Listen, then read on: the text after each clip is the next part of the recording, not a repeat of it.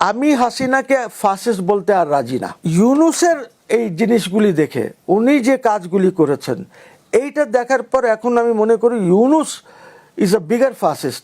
আসল ফাসিস্ট হলো Yunus.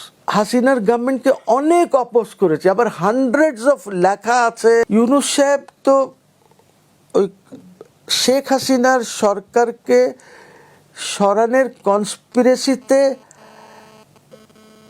Partially involve না, পুরাপুরি ইনভলভ। রাষ্ট্রপতি তো একটা ব্যক্তি না, রাষ্ট্রপতি হচ্ছে একটা ইনস্টিটিউশন।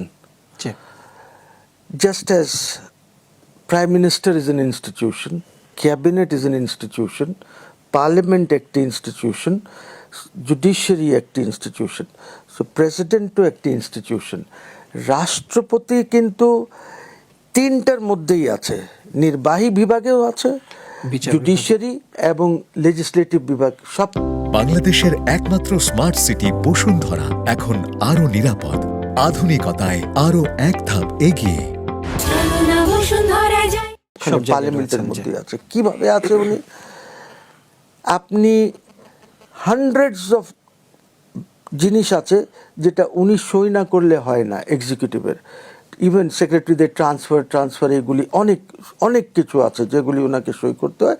রুলস অফ বিজনেসে আছে যে কোন কোন ফাইল ওনার কাছে যাবে। নাম্বার 2, তাহলে উনি এক্সিকিউটিভের পার্ট হয়ে গেলেন। আসেন লেজিসলেশনে ওনার পার্লামেন্ট যাই পাস করে সেটাকে ওনাকে অ্যাসেন্ট দিতে হয়। উনি অ্যাসেন্ট না দিয়ে ফিরিয়ে দিতে পারেন, আবার পাঠাবে, উনি ফিরাবেন বলে যে এই জিনিসগুলি তোমরা করো, আবার ফিরে আসলে উনি আবার যদি না করেন তাহলে ওইটা আইন হয়ে যাবে। উনি অর্ডিন্যান্স জারি করেন, অর্থাৎ উনি লেজিসলেট করছেন। তারপরে বিকজ পার্লামেন্ট নাই, সো পার্লামেন্টের কাজ করছেন।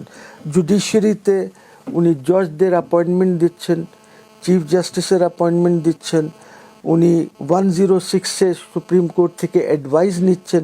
সো উনি প্রত্যেকটা ব্রাঞ্চ অফ গভর্নমেন্টের সাথে জড়িত উনি।